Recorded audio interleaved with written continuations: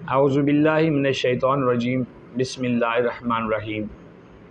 आप देख रहे हैं मेरे चैनल MS21 न्यूज़ HD और मैं हूं आपका मेज़बान मलिक शकील अहमद आवान।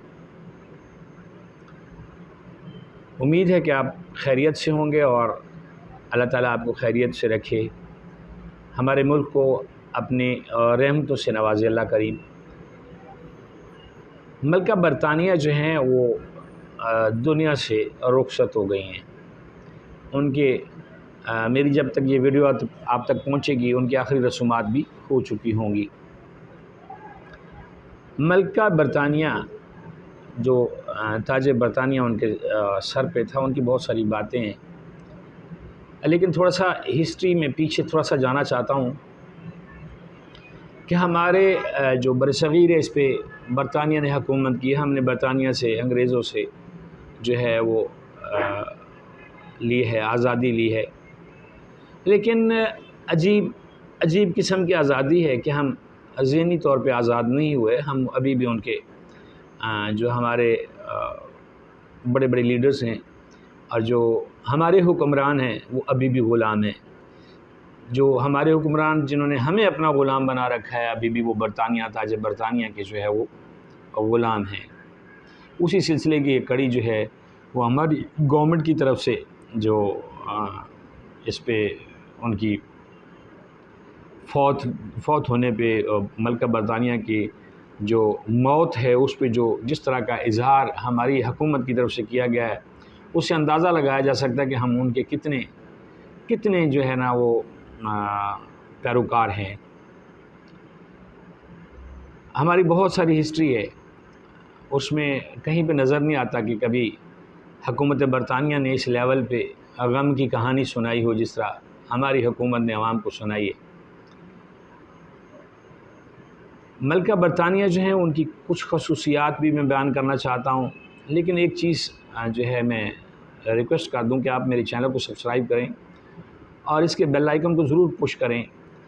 वीडियो अच्छी लगे इसको शेयर करें और मुझ पे जो है वो मेरी वीडियो पे कमेंट किया करें। मलका बरतानिया के ताज में दो जो है वो हीरे लगे हुए नज़र आते हैं। आज मलका बरतानिया जो हर वक्त सर पे ताज सजाए रखती थी, आज वो ताज रह गया है और मलका चली गई हैं। मलका के वो दस्ताने जो हैं, जो उसके ग्लव्स थे जिनको पहने बग़ैर वो नहीं मिलती थी, किसी से हाथ नहीं मिलाती थी, वो भी रह गए हैं। ये इसलिए नहीं, प्रोग्राम करने का मकसद कुछ और है, मैं आपको आखिर में बताऊंगा। वो खाली हाथ चली गई हैं। उनकी जो डेड बॉडी है या जो भी, उसका जितना मर्ज़ी एहतराम कर लिया जाए, जितना मर्ज़ी रख दिया जाए, उनको म्यूज़ियम में रख दिया जाए, लेकिन मलका बरतानिया तो खामोश हो गई। जब तक इंसान के अंदर रूह होती है, खून चल रहा होता है, ऑक्सीजन चल रही होती है, वो बोलता हुआ इंसान ही इंसान होता है, उसके बाद डेड बॉडी है। कहते हैं ना कि इंसान के मरने के बाद सबसे पहले जो चीज़ छिन जाती है वो उसका नाम होता है। मसलन मैं मर जाऊं तो मेरे वर्सा ने ये नहीं कहना है कि शकील जो है उसको गुस्ल दे दें, शकील जो है वो ख़राब हो रहा है। कहा जाएगा जल्दी करें जी, डेड बॉडी को गुस्ल दें, डेड बॉडी ख़राब हो रही है। इंसान डेड बॉडी बन जाता है, मुर्दा हो जाता है।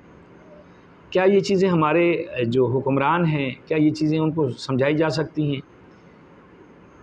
मैं बिल्कुल बिला तफरीक मैं सब बड़ों को कह रहा हूँ जो इस वक्त अपनी अपने मफादात की जंग लड़ रहे हैं, चाहे वो किसी सियासी जमात से हैं, किसी इदारे से हैं, जो भी हैं, ये सारा कुछ मोहतरम यहाँ पे रह जाना है।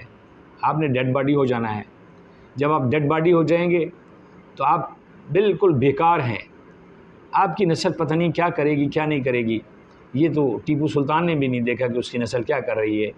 खिलाफत उस्मानिया का एंड हो गया, ठीक है, और तुर्की जो है जो उस वक्त आधी दुनिया पे हुकूमत कर रहा था, वो शहज़ादियाँ जो हैं वो लोगों के बर्तन धोती रही हैं। इसी तरह यहाँ पे भी ये सारा सब के लिए है। जरदारी साहब बहुत पैसा इकट्ठा कर रहे हैं, क्या लेके जाएंगे? मुशर्रफ बहुत ताकतवर हुक्मरान था, अब उसकी हालत क्या है? जनरल साहब का तोती बोलता था, वो कहाँ पे हैं? वो दारा सिकंदर सब लोग चले गए हैं। आपने भी चले जाना है। आपके पास रह तो वही जाना है ना। जैसे कहते हैं ना कि जिस्म के जो इंसान की 3 चीज़ें होती हैं, उनमें रूह जो है वो प्रवास कर जाती है और जिस्म जो है वो कीड़े खा जाते हैं।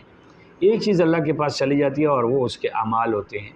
अपने अमाल दुरुस्त कर लें, अपने इर्द गिर्द देखें। आप यकीन करें, तारीख़ उठा के देखें, बहुत सारे बादशाह ऐसे भी गुजरे हैं। तारीख़ उठाने की ज़रूरत ही क्या है। जनाब उमर को देख लें, सरवर कायनात को देख लें, सरवर कायनात को बहैसियत लीडर देखें, क्या प्रॉपर्टी उनकी थी। हज़रत उस्मान गनी की क्या प्रॉपर्टी थी, हज़रत उमर फ़ारूक की प्रॉपर्टी क्या थी। ये प्रॉपर्टी सारी यहाँ पे रह जानी है। आपकी औलादों का नामो निशान भी ख़त्म हो जाना है। तो क्यों आप इंसानियत को तंग करते हैं। इंसानियत के लिए यही काफ़ी, कहा जाना काफ़ी है। जो मेरे नबी ने कहा कि एक इंसान को कत्ल किया, तुमने गोया पूरी इंसानियत को कत्ल किया। तो आप ये कत्लेआम बंद करें, मलका बरतानिया से सबक सीखें। मलका बरतानिया वो हस्ती है, मैं अभी आपको बता रहा था, उनकी जो मलका बरतानिया जो हैं, कहा जाता है कि उनके महल के बेसमेंट में एक मशीन लगी हुई थी जिससे वो अपनी मर्ज़ी की करेंसी प्रिंट कर सकती जितने को ज़रूरत हो। मलका बरतानिया वाहिद दुनिया की खातून या दुनिया का वाहिद इंसान मैं कह सकता हूँ कि जिसको जिस मुल्क में जाना पड़ जाए उसको वीज़े की ज़रूरत नहीं थी। मलका बरतानिया अपने मुल्क में बग़ैर लाइसेंस के गाड़ी चला सकती थी। उनकी औलाद भी जॉब करती है, आप देख लें, वो लोग सारे जो हैं वो एक्टिव हैं, कोई ना कोई काम करते हैं। हमारी तरह नहीं है कि एक बंदा जो है वो पैदा होता है, वो इंग्लैंड अमेरिका में चला जाता है, पढ़ के आता है, उसकी माँ को गोली लगती है, वो शहीद हो जाती है और वो रातों रात ही अपना उसका जो है वो ख़ानदान ही बदल जाता है, वो बिलावल भुट्टो बन जाता है, बिलावल जरदारी से। ये लालच की इंतहा है। वो ही लीडर देख लें, उनके बेटे कहते हैं कि हमारा तो कुछ भी नहीं है। मरियम नवाज़ कहती हैं कि हमारे पास तो कोई चीज़ भी नहीं है हमारे नाम पे। फिर इवन फील्ड्स और लटरम पटरम बड़ा कुछ निकल आता है। ऐसा क्यों है। आप लोगों ने ये जायदाद कहाँ लेके जानी है। सबक सीखें। ताज बरतानिया रह गया है, मलका चली गई है। और सबसे बड़ी जो बात है आप लोगों के लिए, हम लोगों के लिए बायस शर्म ये भी है कि मलका बरतानिया के ताज में लगे हुए जो 2 कीमती हीरे हैं, कहा जाता है वो भी मुसलमानों की मलकियत थे। कैसा है। क्या ये इतने बड़े अलमिये से आप सबक सीखेंगे। मुझे नहीं लगता। मलका बरतानिया एक अलग, उनकी जो निज़ाम है वो अलग है कि जी वो अब उनकी आखिरी रसूमात शुरू हैं।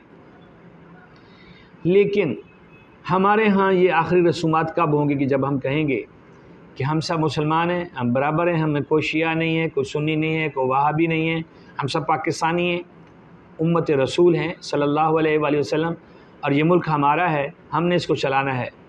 आप किसी भी लीडर की प्रेस कॉन्फ्रेंस देखें, वो कहता है कि मुल्क का बेड़ा गर्क हो रहा है। कोई कहता है जी अभी मुझे 5 साल का चांस मिल जाए मैं ये कर दूंगा। 30 साल हुकूमत करने वाले भी अभी भी 2 साल के लिए, 10 महीनों के लिए राग अलाप रहे हैं कि हमें चांस मिल जाए।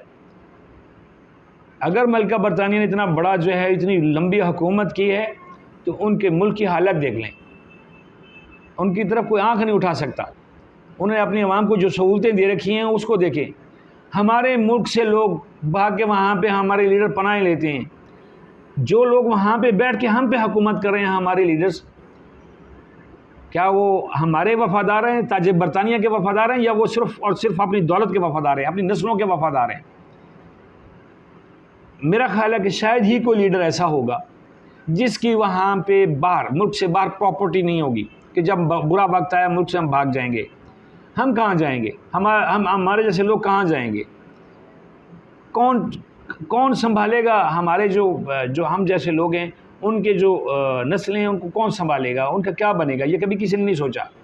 बस इतना है कि हमने बनाई हुई प्रॉपर्टी, हम तो भाई बाहर चले जाएंगे, बाहर से हुकूमत कर रहे हैं हम पे। हमें अपने अंदर अपनी सफ़ों में देखना होगा, आवाम को अपनी सफ़ों में देखना होगा हमारे लिए बेहतर क्या है। क्या हम ताज बरतानिया से आज़ाद हो चुके हैं या नहीं। अगर हम ताज बरतानिया से आज़ाद हैं तो हमारे लीडर्स क्यों उसके ग़ुलाम हैं।